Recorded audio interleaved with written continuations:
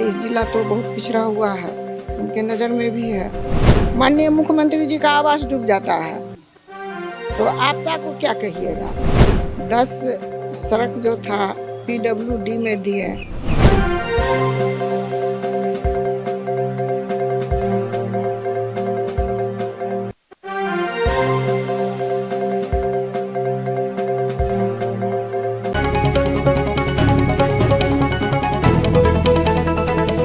Renu madam, बहुत बहुत स्वागत है आपका नियो इंडिया न्यूज़ पे। तो हम देख रहे हैं कि आप राजनीति में भी आप आ गए, ये और एक महिला होने के नाते राजनीति में कैसे दिलचस्पी आई, कैसे आपने सफर शुरू किया, तो बताएं हमारे दर्शकों को। मेरा नाम तो रेनू सिन्हा हुआ। 86 से मैं कंटिन्यू नगर परिषद सदस्य बनी रही। 2002 में मैं निर्विरोध अध्यक्ष पद पर चुनी गई। 2 बार निर्विरोध वार्ड से चुनी गई। ऐसे तो मेरी योग्यता MA है। शहर के लिए जो है मैं बहुत सारे काम की हूँ, विकास की हूँ। आगे भी मैं विकास करूँगी, करते आ रही हूँ और करूँगी। हर महिला को तो जिम्मेदारी होती ही है, घर संभालना, बच्चे को संभालना, पति को संभालना, लेकिन सबसे ज़्यादा जिम्मेदारी है समाज को संभालना और सुधारना।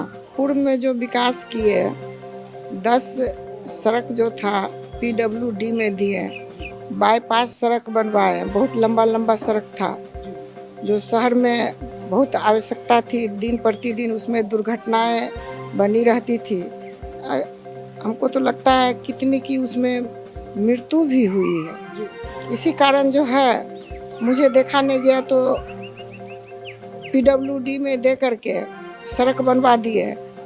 अपार समर्थन मिल रही है, जहाँ जा रहे हैं तहाँ। अब माननीय मुख्यमंत्री जी तो हैं ही अति पिछड़ों के लिए जीतने के बाद जो है मैं खुद जाके उनसे मिलूंगी, उनसे राशि लाऊंगी।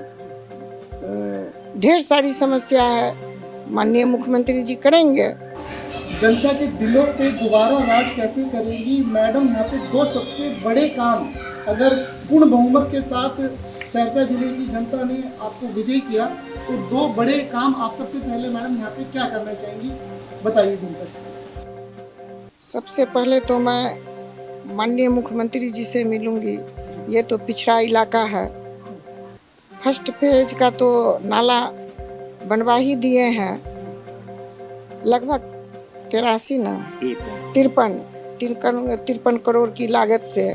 दूसरे फेज की है तो मैं तो बार बार कह रही हूँ माननीय मुख्यमंत्री जी से जाके मिलूंगी। माननीय मुख्यमंत्री जी मुझे सहयोग करेंगे। इस जिला तो बहुत पिछड़ा हुआ है, उनके नज़र में भी है। कुछ लोग जो है देहात से शहर की ओर जो घर बना के रह रहे हैं बच्चों को पढ़ाने के लिए, वो गरीब तबका का ही है।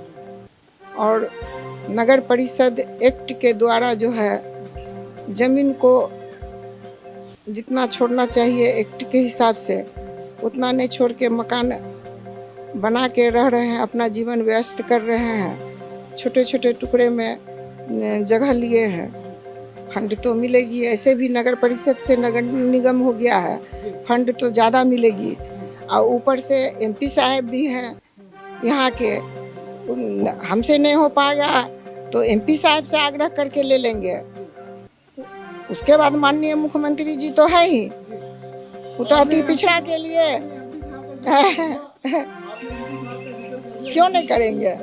पूर्ण रूप से विकास होगी। अभी भी MP साहब 40 वार्ड में सड़क दिए हुए हैं अपने फंड से।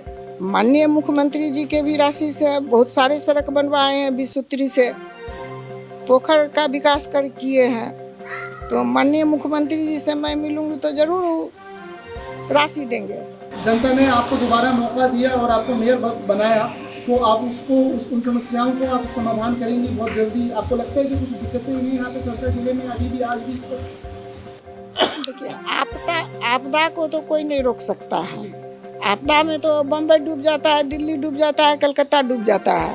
माननीय मुख्यमंत्री जी का आवास डूब जाता है तो आपदा को क्या कहिएगा। आबादी बढ़ेगा तो दो पार्ट में तो बटेगा ही ना।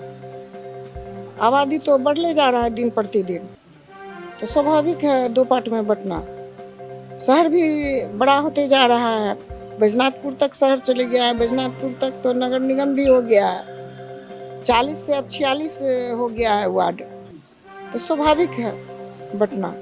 काम तो करते आए हैं, विकास कर ही रहे हैं, आगे भी करते रहेंगे। जनता का तो पूर्ण बहुमत मिल रहा है, आशीर्वाद मिल रहा है। हम तो बोल ही रहे हैं, बार बार बोल रहे हैं, अपार बहुमत से जीतेंगे। जीतने के बाद जो है माननीय मुख्यमंत्री जी से मिलकर सारी समस्या को समाधान करेंगे। मेरा नाम अनिल जादुका हुआ, मैं व्यापारिक वर्ग से आता हूँ और मैं शहर के बीच में रहता हूँ। इनके द्वारा कोई भी वार्ड ऐसा नहीं बचा हुआ है जहाँ की नाला, सड़क ये सब नहीं बना हुआ है। सारी सुविधाएं उपलब्ध हैं और ये बहुत लोकप्रिय हैं। छोटी छोटी समस्याओं को ध्यान में रखते हुए अग्रतर कार्रवाई करती हैं। अब बचा कुछ जल समस्याएं, जो मैडम ने कहा कि वो कोई लो लैंड में लोगों ने घर जो बनाया है, तो यहाँ कुछ समस्याएं लो लैंड की है, जिसमें प्रथम फेज में मैडम ने 53 करोड़ के से नाला बनवाया है। दूसरे फेज में नाला का पैसा आने पर वो भी पूरे शहर में बनेगा। हमारे यहाँ मुख्य समस्या सिर्फ सड़क में वही जल जमाव की है और जितने भी व्यापारिक वर्ग हैं वो इनको तहे दिल से मानते हैं। पूरा समर्थन मिल रहा है कि भय मुक्त होकर यहाँ व्यापार लोग करते हैं। किसी तरह की कोई तरह की रंगदारी या कोई तरह का बात कुछ नहीं। एक घरेलू रिलेशन है। जब जनता चाहती है व्यापारी वर्ग इनसे मुलाकात करना या हमारे गार्जियन एमपी साहब से मुलाकात करना, तो 5 मिनट में ये लोग उपलब्ध हो जाते हैं और अपनी समस्या रखते हैं, उनका निदान होता है। प्रथम तो ये रहा कि शहर में 5 साल अमन चैन कायम रहा और चूँकि पूर्व में 40 वार्ड कमिश्नर निर्वाचित होकर आते थे और उनके ही निर्विरोध चुनते थे श्रीमती रेणु सिन्हा जी को, और इन्होंने सबों को प्यार दिया। शहर में नगर परिषद क्षेत्र में 10 रोड को इन्होंने पीडब्ल्यूडी में ट्रांसफ़र करके बनवाया। लाइट, हाई मास लाइट दिया और उप स्वास्थ्य केंद्र 2-2 शहर में दिया गया है। इस तरह से और 53 करोड़ की लागत से जो नाला बना है फर्स्ट फेज का। और यहाँ जो मेन समस्या है वो जल जमाव और जाम की समस्या है, जिसके निदान के लिए एक तो यहाँ ओवरब्रिज बाईपास में बन रहा है, काम जिसका शुरू हो गया है। दूसरा जो है वो छोटा ओवरब्रिज 12 फीट का बगल के गंजला ढाला पर बनने जा रहा है, जिसका टेंडर हो चुका है।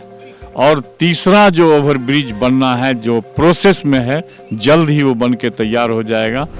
सबसे पहली बात तो ये है कि हमारे जो रेणु सिन्हा मैडम है, हर वर्ग के लोगों से जल्दी उपलब्ध हो जाते हैं, इजी वे में। किसी को हेजिटेशन नहीं होता इनसे मिलने में। युवा वर्ग हो, बुजुर्ग वर्ग हो, सारे लोग इनसे खुश रहते हैं। क्योंकि ये एक कोई समस्या होता है तो तुरंत ये उसके साथ खड़े हो जाते हैं। मेरा नाम रेवती रमन सिंह है।